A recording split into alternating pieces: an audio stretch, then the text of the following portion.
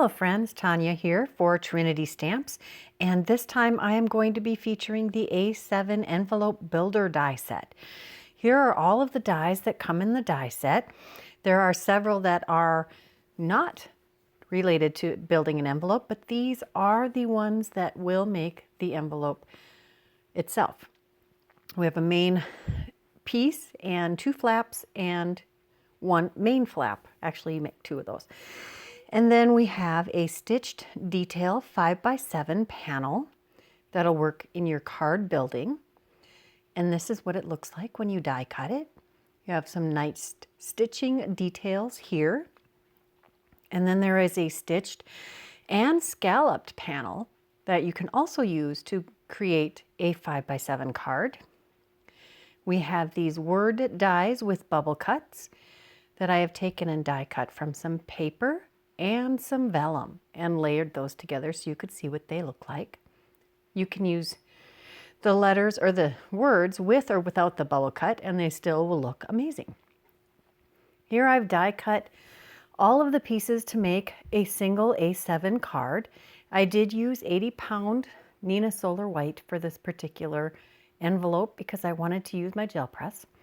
I have die cut them and now I'm going to fold and crease all of the scored lines for the flaps, and then we'll start assembly.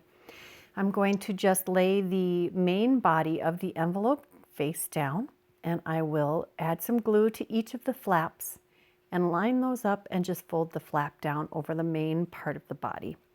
These are super easy to construct, and you can use whatever weight of cardstock you would like. I have even used copier paper to create envelopes for my cards.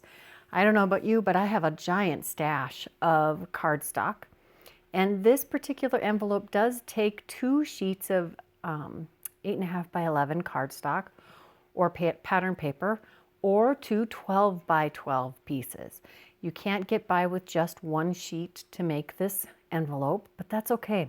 I really enjoy using up my stash, and you probably do too. And you can, even though this is an envelope, you can use cardstock weight paper to make an envelope. You'll see how well this works. It does make a very sturdy envelope.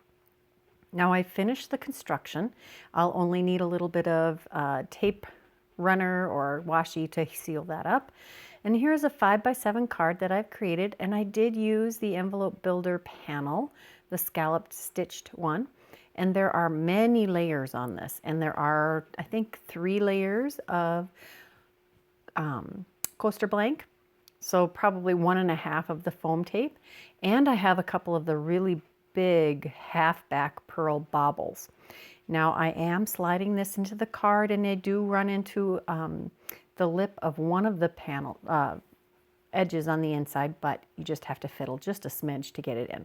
And you can see it fits perfectly. Here is a card and envelope created by Cassie Trask using the same die set, and there's the one I created. I hope you enjoyed this video. If you did, please give it a thumbs up. If you haven't subscribed to this channel, please take a moment to do that now.